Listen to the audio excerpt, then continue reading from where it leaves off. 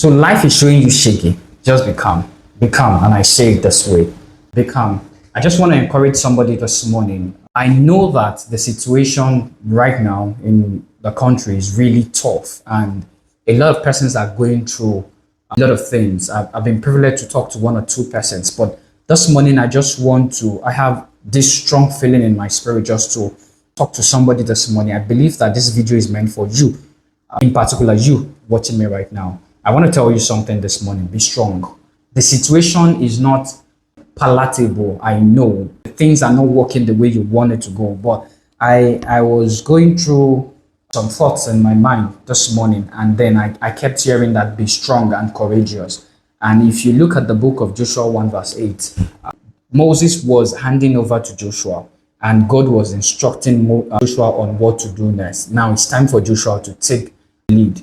But one thing that God had to emphasize to Joshua was that if I read Joshua 1 verse 8, he said in verse 6, let me start with verse 6. He says, be strong and of good courage, for to these people you shall divide as an inheritance the land which I sworn to thy father to give them.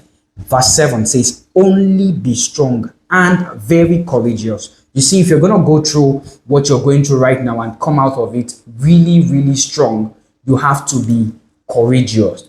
You have to be courageous to act. You have to be courageous to take the next step. You have to be courageous to do that which you have to do. You have to be courageous to look at that situation right now and say that you're not going to sink me. The second thing I would advise that you do is to learn beyond what you know right now.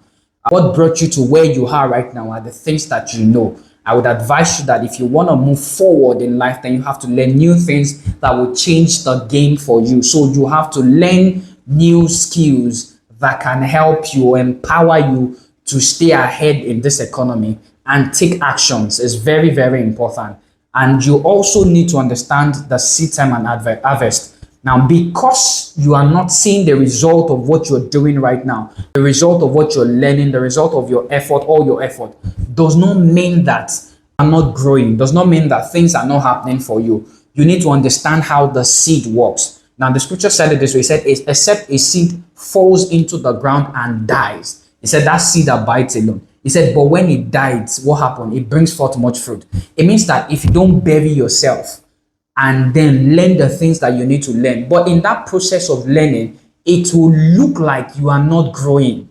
But the thing is this, and the truth is this, at that point in time, you are taking root in the ground. So when you put a seed in the ground, for days you're wetting that seed would look like nothing is happening on the surface. But what happens in the ground? That seed is taking root just to be able to take strength to come out of the ground. And the moment it comes out, it becomes a tree or whatever it wants to become. But first, it would have to take root into the ground. And the deeper the root, the taller the tree. So you have to be patient enough with yourself and not quit when you're not supposed to.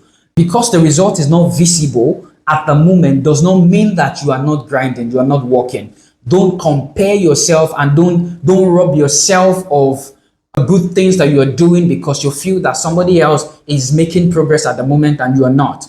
Your destination is different. So you need to understand that and work with that. So be courageous and be very strong. Learn beyond the things that you know right now. That's what will propel you into the next level. And also understand the principle of the seed time and harvest. Never be in a hurry to quit. Thank you. My name remains Samson. We have a wonderful day ahead.